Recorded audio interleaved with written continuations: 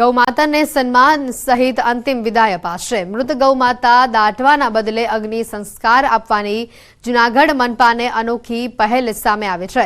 સામાન્ય રીતે મૃત પશુઓને દફનાવવામાં આવે છે, પરંતુ જૂનાગઢમાં ગૌમાતા માટે ખાસ સ્મશાન બનાવવામાં આવી રહ્યું છે। અનેક વખત મૃત ગાયોના ચામડાને લઈને વિવાદ થતો હોવાના કારણે જૂનાગઢ મનપા દ્વારા ₹2.50 કરોડના ખર્ચે ગેસ આધારિત સ્મશાન બનાવવામાં આવશે। હાલ પ્રાથમિક ધોરણે એક ગેસ ભઠ્ઠી તૈયાર કરવામાં આવશે। જો ભવિષ્યમાં જરૂર પડશે તો અન્ય એક ગેસ ભઠ્ઠી તૈયાર કરાશે।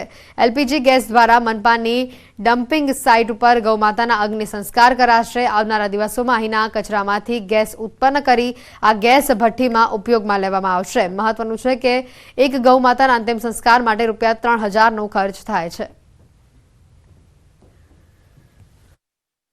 સ્વર્ણિમ જયંતિ મુખ્યમંત્રી શહેરી વિકાસ યોજનાની ગ્રાન્ટમાંથી ₹2.50 કરોડના ખર્ચે ડેડ એનિમલ ક્રેમેશન કામગીરી હાલ છેલ્લા 4 મહિનાથી ચાલુ છે અને આગામી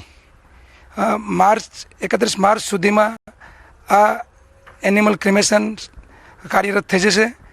આ હાલમાં એક એનિમલ ક્રેમેશન અને ભઠ્ઠી બેસાડવામાં આવશે।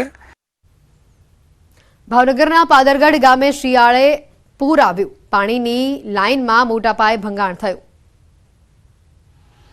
ભાવનગર જિલ્લાના તળાજા તાલુકાના પાદરગઢ ગામે ભર શિયાળે ઘરમાં પૂર જેવી સ્થિતિ થઈ ગઈ છે।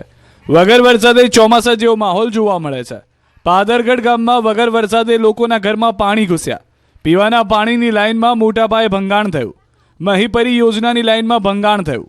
પાણીની લાઇનમાં ભંગાણ થતાં લાખો લીટર પાણીનો વેડફાટ થયો। સતત 2 કલાકથી પાણી વહી રહ્યું હતું।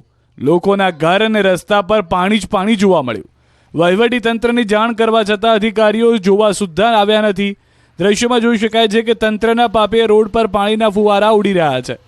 લાખો લીટર પાણીનો વેડફાટ થતાં લોકોના ઘરમાં ગોઠણડૂબ પાણી ભરાઈ ગયા। લોકોને ડોલે ડોલે પાણી ઘરની બહાર કાઢવાની ફરજ પડી। સ્થિતિ એટલી ખરાબ થઈ ગઈ કે લોકોના ઘરની અંદર સુધી પાણી પહોંચી ગયું હતું। તંત્રના પાપે ડભોઈના ખેડૂતોને રડવાનો વારો આવ્યો છે। ખેતરોમાં બરબાદીના દ્રશ્યો જોવા મળ્યા। ડભોઈના ફરતીફુઈ ગામના ખેતરોમાં બરબાદીના દ્રશ્યોના પાપી છે નર્મદા નિગમના અધિકારીઓ। પાકના સત્યાનાશનું પાપી છે તંત્ર।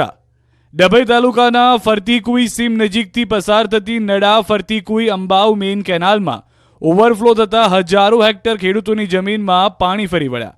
સાથે મોટા પ્રમાણમાં પાકને નુકસાન થવાની ભીતિ સેવાઈ રહી છે। ખેડૂતોના ખેતરમાં પાણી ફરી વળતા ખેડૂતો રોષે ભરાયા। વારંવાર ટેલિફોનિક વાત કરતા નર્મદા નિગમના અધિકારીઓ આશ્વાસન આપે છે થઈ જશે, પરંતુ કોઈ કામ થતું નથી। એટલે વારંવાર ડભોઈ નર્મદા નિગમમાં કર્મચારીઓ તેમજ કોન્ટ્રાક્ટરની બેદરકારીનો ભોગ બની રહ્યા છે ફરતીકુઈ ગામના ખેડૂતો, જેમનો આક્ષેપ છે કે છેલ્લા 3 વર્ષથી આ કેનાલની સાફ સફાઈ કરાવાઈ નથી। છેલ્લા 3 મહિનાથી કેનાલ વારંવાર છલકાય છે અને ખેડૂતોના હજારો એકર ઉગાડેલા વાવેતરમાં પાણી ફરી વળે છે। અધિકારીઓ અને કોન્ટ્રાક્ટર સાથે મિલીભગત હોય તેવા પણ આક્ષેપ કર્યા। જો આ કેનાલને મરામત તેમજ સાફ સફાઈ નહીં કરવામાં આવે તો આગામી સમયે નર્મદા નિગમની ઓફિસ ખાતે ઉગ્ર આંદોલન કરવાની ચીમકી આપી છે। સિંચાઈ માટે અપાતું પાણી બંધ કરી દેવાતા સુરેન્દ્રનગર ખેડૂતોનો પાક સુકાવા લાગ્યો છે। ખેડૂતોએ પાક રોટાવેટર ફેરવી નાશ કર્યો। સુરેન્દ્રનગરના ખેડૂતોને રાતા પાણીએ રોવાનો વારો આવ્યો છે। સૌની યોજના મારફતે ખેડૂતોને સિંચાઈ માટે અપાતું પાણી બંધ કરી દેવાતા ખેડૂતો મુશ્કેલીમાં મુકાયા છે। ચાલુ વર્ષે સિંચાઈ વિભાગ દ્વારા પાણી આપવામાં આવતું હતું। ખેડૂતોએ હોંશે હોંશે મોટી માત્રામાં શિયાળુ પાકનું વાવેતર કર્યું, પરંતુ અચાનક જ પાણી આપવાનું બંધ કરી દેતા ખેડૂતોનો પાક સુકાઈ રહ્યો છે। જીરું અને વરિયાળી સહિતના પાકોનું અંદાજે 3000 વીઘા કરતાં પણ વધુ જમીનમાં વાવેતર કરાયું, પરંતુ પાક સુકાઈ જતા અંદાજે 20થી વધુ ગામોમાં ખેડૂતોને જીરા, વરિયાળી સહિતનો પાક ગુમાવવાનો વારો આવ્યો। અંદાજે 60 વીઘા કરતાં પણ વધુ જમીનમાં ખેડૂતોએ પાક પર રોટાવેટર ફેરવી દીધું। પાણી આપવા ખેડૂતોએ અનેક વખત રજૂઆત કરી, પરંતુ ખેડૂતોને સિંચાઈ માટે પાણી ન મળતા રાતા પાણીએ રોવાનો વારો આવ્યો। સ્થાનિક રાજકીય નેતાઓની વર્ચસ્વની લડાઈને કારણે ઇરાદાપૂર્વક ખેડૂતોને પાણી આપવામાં નહીં આવતું હોવાનો પણ ખેડૂતોએ આક્ષેપ કર્યો અને પાણી આપવાની માંગ કરી રહ્યા છે। મોરબીના માળિયા મિયાળાના બગસરા ગામે ટ્રક રોકીને વિરોધ કરવામાં આવ્યો. મીઠા ઉદ્યોગકારોના ત્રાસના આક્ષેપ સાથે સ્થાનિકોનો વિરોધ સામે આવ્યો. ગ્રામજનોએ મીઠા ભરેલા ટ્રક રોકી ટ્રકોના કારણે શાળાના વિદ્યાર્થીઓ પર અકસ્માતનું જોખમ હોવાનું પણ જણાવ્યું. શાળા નજીકની ટ્રકો પૂર ઝડપે પસાર થતા હોવાનો પણ ગ્રામજનોએ દાવો કર્યો છે. અવારનવાર રજૂઆત છતાં તંત્રએ કામગીરી ન કરતા ગ્રામજનોમાં રોષ ભભૂકી ઉઠ્યો છે. અંગદાન અંગે આરોગ્ય મંત્રી મનસુખ માંડવિયાનું નિવેદન સામે આવ્યું. ભારતને અભિનંદન. મને આ માહિતી જાણતા અત્યંત આનંદ થાય છે કે અંગદાન માટે શપથ લેનારા લોકોની સંખ્યા 1 લાખને વટાવી ગઈ છે. જો તમારે મૃત્યુ પછી પણ જીવન જીવવું હોય તો અવશ્ય અંગદાન માટે શપથ લેજો અને સેવાના આ કાર્યમાં ચોક્કસ ભાગ લેજો. સુરતના માંગરોળમાં શ્વાનના ટોળાએ દીપડાને હંફાવ્યો અને જોરદાર લડાઈ થઈ. સુરતના માંગરોળમાં દીપડા અને શ્વાન વચ્ચે ભીષણ યુદ્ધ થયું. માંગરોળના વેરાકુઈ ગામે લોકોનો શિકાર કરતો દીપડો જ શ્વાનનો શિકાર બની ગયો. વેરાકુઈ ગામે મંદિર નજીક શ્વાનના ટોળાએ દીપડા સાથે બાદ ભીડી દીપડાને હંફાવ્યો. મંદિર નજીક એક દીપડો બેઠો હતો. દીપડો શ્વાનનો શિકાર કરવા આવ્યો ત્યારે કેટલાક કૂતરાઓએ દીપડાને એવો સબક શીખડાવ્યો કે દીપડાને ઊભી પૂંછડીએ ભાગવાની ફરજ પડી. શ્વાનનો શિકાર કરે એ પહેલા શ્વાનનું ટોળું સામે થયું.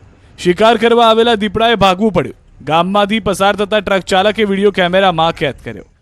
આ બાજુ અમરેલીમાં માનવ લોહીનો તરસ્યો દીપડો પાંજરે પુરાય તે માટે વન વિભાગ સક્રિય થયું. તરક તળાવ ગામમાં દીપડાના હુમલામાં બાળકનું મોત થયું. 7 વર્ષના બાળક પર દીપડાએ હુમલો કર્યો. 7 વર્ષનો અમિત નામનો બાળક પાણી ભરવા માટે જતો હતો. તે સમયે દીપડાએ અમિતના ગળા પરના ભાગે હુમલો કરીને ખેતર તરફ ઢસડી ગયો. જોકે બાળકના માતા પિતાએ દીપડાનો પીછો કર્યો અને બુમરાણ મચાવતા દીપડો બાળકને છોડીને ભાગી ગયો. વન વિભાગની ટીમ પણ સ્થળ પર પહોંચી અને માનવભક્ષી દીપડાને કેદ કરવા 2 પાંજરા ગોઠવ્યા. જોકે હજુ પણ એ માનવભક્ષી દીપડો પાંજરે પુરાયો નથી.